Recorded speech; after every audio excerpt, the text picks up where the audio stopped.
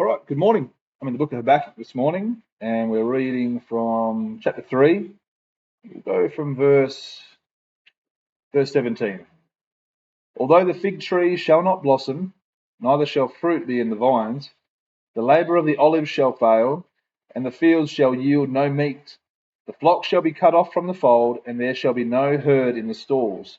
Yet I will rejoice in the Lord. I will joy in the God of my salvation. I actually had gone past this a few chapters in my daily reading, but I wanted to backtrack because I love this verse. I've always come back to it because I know that, particularly for me in Australia right now, this period of my life, it's hard if you're just a hard-working guy to not make money. I live in a mining town, and there's opportunity all around, and I enjoy working. And it's hard not to make money and to get stuff that comes along with money. But I do know that God is not obliged to keep me having that money. And I know that my faith, no matter what I've got, needs to be in the Lord. It can't just be in the things. And this is describing a pretty dire time in Israel where everything is failing, the things that bring them money and joy. But Habakkuk says, yet I will rejoice in the Lord. And that's the attitude I want to have. And I just want to encourage you with, let's go to Philippians chapter 4, because we get this same instruction from our apostle, the Apostle Paul, in Philippians 4. Over here we'll read verse 11 to 13. Not that I speak in respect of want, for I have learned in whatsoever state I am, therewith to be content. See, whatever state he's in, rich or poor, he's got to be content. The idea is, as a Christian, to be content and trust that if you're walking with the Lord's going to give you exactly what he thinks you need. Look at verse 12. I know both how to be abased and I know how to abound. So base is brought very low, abound is be high, rich or poor. Everywhere and in all things I am instructed both to be full and to be hungry, both to abound and to suffer need.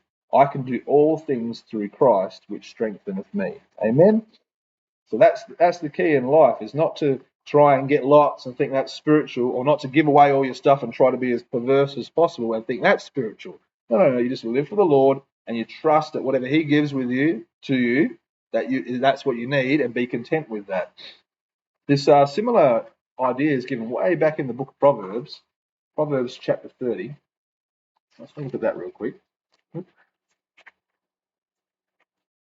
Proverbs chapter 30. Let's see if we get on the screen here. Verse 8. Remove far from me vanity and lies. Give me neither poverty nor riches. Feed me with food convenient for me. So same thing. The writer here, Agur, I think it is. Yep. He's not asking for great wealth, and then he's not getting worried if he has got great wealth and trying to give it away and be perverse. He's just trusting that God's going to give what God knows he needs. And feed me with food convenient for me. Look at what he says in verse 9, why he's asking this way. Lest I be full, have lots of goods, and deny thee, and say, who is the Lord? Or lest I be poor and steal and take the name of my God in vain.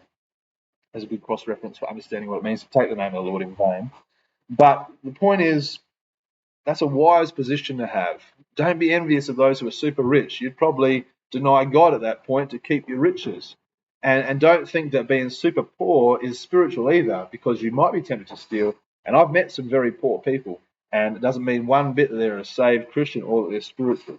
All right, one more thing. The Apostle Paul did tell us, I knocked my camera. The Apostle Paul did tell us what we are to expect of God. 1 Timothy chapter 6, verse 8.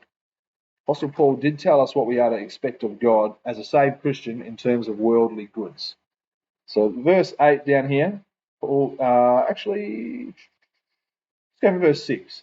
But godliness with contentment is great gain, for we brought nothing into this world, and it is certain we can carry nothing out.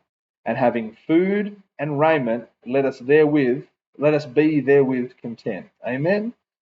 And then it goes on about the rich. So the Apostle Paul says, the expectation of a Christian, the minimum expectation, or the expectation of a material wealth from God, is food and raiment, raiment is clothing. So if you've got a house, if you've got a car, if you've got a well-paying job, family, all these are blessings past what God said you should be content with, which is food and clothing. Amen? That's what I encourage you. Just like we go back to Habakkuk there.